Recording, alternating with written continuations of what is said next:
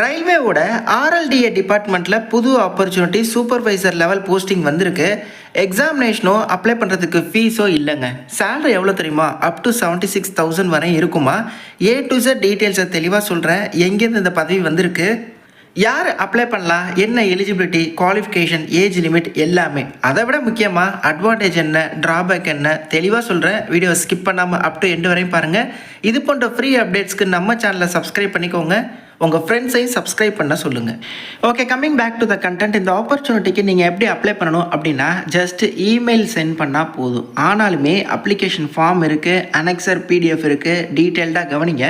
இதுதான் application form. இதை நீங்கள் ஃபஸ்ட்டு பிரிண்ட் அவுட் எடுத்துருங்க. ஓகே, ஸோ இதில் உங்களோட பாஸ்போர்ட் சைஸ் ஃபோட்டோ ஒட்டிடுங்க. மித்தபடி இந்த அப்ளிகேஷனில் இருக்கக்கூடிய டீட்டெயில்ஸ் எல்லாத்தையுமே ஃபில் பண்ணுங்கள். இது வந்து பிளாக் லெட்டர்ஸில் தான் ஃபில் பண்ணணும், அதாவது கேபிட்டல் லெட்டரில் தான் ஃபில் பண்ணணும்.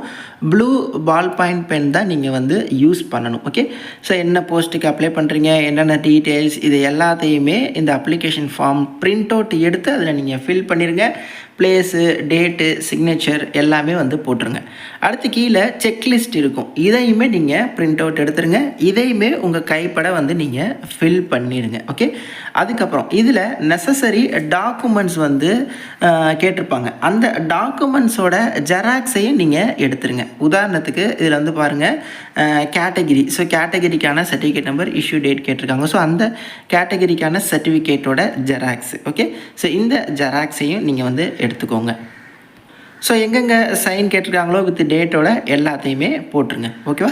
இப்போ நீங்கள் என்ன பண்ணணும் அப்படின்னா, இந்த சப்மிட் பண்ண அப்ளிகேஷன், நீங்கள் வந்து ஃபில் பண்ணியிருக்கீங்களா, இந்த அப்ளிகேஷன் ஃபார்மு உங்கள்கிட்ட பிரிண்ட் அவுட்டாக கையில் இருக்கும், அதை ஸ்கேன் பண்ணிக்கோங்க. ஓகே, அடுத்து இந்த செக்லிஸ்ட்டையுமே ஸ்கேன் பண்ணி சாஃப்ட் காப்பியாக வச்சுக்கோங்க. அடுத்து உங்களோட சர்டிஃபிகேட்ஸோட ஜெராக்ஸ் இருக்குல்ல, அந்த ஜெராக்ஸ் எல்லாத்துலேயுமே கீழே உங்களோட சைனை போட்டுருங்க. செல்ஃப் அட்டஸ்டட் காப்பீஸ்ன்னு கேட்டிருக்காங்க, சைனை போட்டுருங்க. சைன் பண்ணி அந்த சைன் பண்ண ஜெராக்ஸ் காப்பீஸையுமே நீங்கள் வந்து ஸ்கேன் பண்ணி சாஃப்ட் காப்பியாக வச்சுக்கோங்க. ஏன்னா இந்த ஆப்பர்ச்சுனிட்டிக்கு நீங்கள் இமெயிலில் தான் அப்ளை பண்ணணும். Rail land development authority, ministry of ரயில்வேக்கு கீழே செயல்படக்கூடிய ஒரு மத்திய அரசு நிறுவனம்.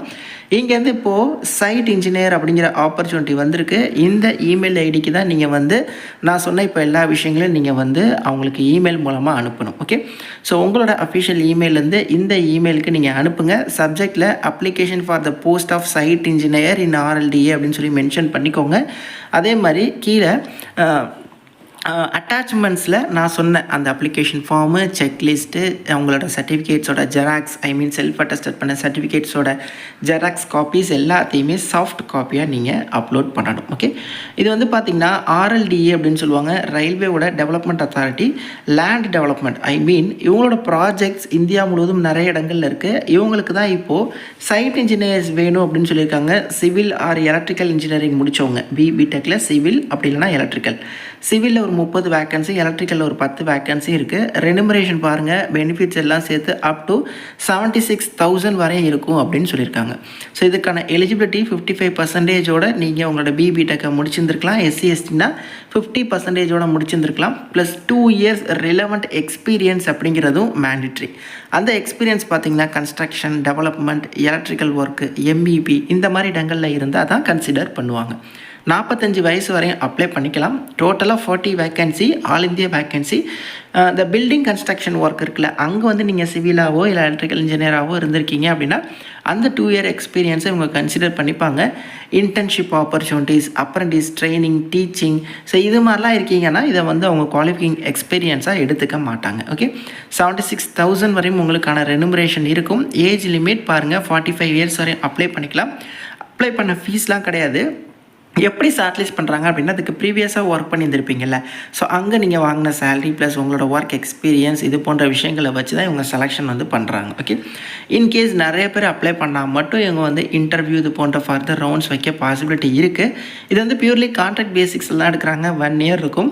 அதுக்கப்புறம் கான்ட்ராக்டை எக்ஸ்டெண்ட் பண்ணவும் பாசிபிலிட்டி இருக்குங்க. ஓகே, இன்கேஸ் நீங்கள் ஓபிசினா இந்த நிதியாண்டிற்கானது 2025 to 2026க்கான அந்த ஓபிசி சர்டிஃபிகேட்டை நீங்கள் வந்து காப்பீஸ் வந்து நீங்கள் அப்லோட் பண்ணுற மாதிரி இருக்கும். இன்கேஸ் நீங்கள் ஷார்ட் லிஸ்ட் ஆகுனீங்கன்னா உங்களோட ஒரிஜினல்ஸ் எல்லாமே நீங்கள் வந்து கொண்டு போகிற மாதிரி இருக்கும் டாக்குமெண்ட் வெரிஃபிகேஷன் அப்போது. ஓகே, இப்போதைக்கு நீங்கள் ஜஸ்ட்டு இமெயிலில் மட்டும் அப்ளை பண்ணாலே போதுமானது. இதுதான் இந்த ஆப்பர்ச்சுனிட்டி பற்றின ஃபுல் டீட்டெயில்ஸ். ஃபஸ்ட்டு இதில் இருக்கக்கூடிய அட்வான்டேஜ் சொல்லியிருந்தேன். இதுக்கு பெருசாக ரிட்டன் எக்ஸாமினேஷன் ஃபீஸ் அதெல்லாம் இல்லை. அவங்க கேட்டுக்கிற எலிஜிபிலிட்டி இருந்தால் நீங்கள் ஜஸ்ட்டு ஒரு ட்ரை கொடுத்து பார்க்கலாம். ட்ராபேக்கை பொறுத்த வரையும் ஜாப் லொக்கேஷன் எங்கே வேணால் இருக்கலாம், இங்கே தான் அங்கே தான் கிடையாது. ஆல் இந்தியாவில் இவங்களோட ப்ராஜெக்ட்ஸ் எங்கே வேணால் இருக்கலாம், அங்கே இருக்கும்.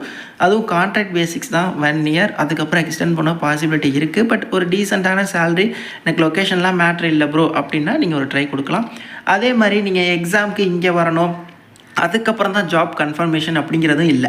நீங்கள் அப்ளை பண்ணிடுவீங்க, உங்களோட டீட்டெயில்ஸை கொடுத்து இன்கேஸ் நீங்கள் ஷார்ட் லிஸ்ட் ஆகிட்டீங்க, உங்களுக்கு விருப்பம் இருந்தால் தான் நீங்கள் ஃபர்தராக ப்ரொசீட் பண்ண போகிறீங்க. ஸோ இது எல்லாத்தையுமே ரெடி பண்ணி இமெயிலில் அனுப்புகிற அந்த டைம் மட்டும்தான். மற்றபடி உங்களுக்கு ஃபீஸில் எதுவும் லாஸ் ஆக போகுது, நீங்கள் போயிட்டு அங்கே போயிட்டு வேலை இல்லாமல் திரும்ப வரணும், எக்ஸாமுக்கு வேறு இடத்துக்கு போகணும் அப்படிங்கிறது இல்லை. ஓகே, இன்ட்ரெஸ்டன்னா ப்ரொசீட் பண்ணுங்கள். பட் இதில் இருக்கக்கூடிய எலிஜிபிலிட்டி எல்லாமே மீட் ஆகுதா அப்படிங்கிறத பார்த்துக்கோங்க.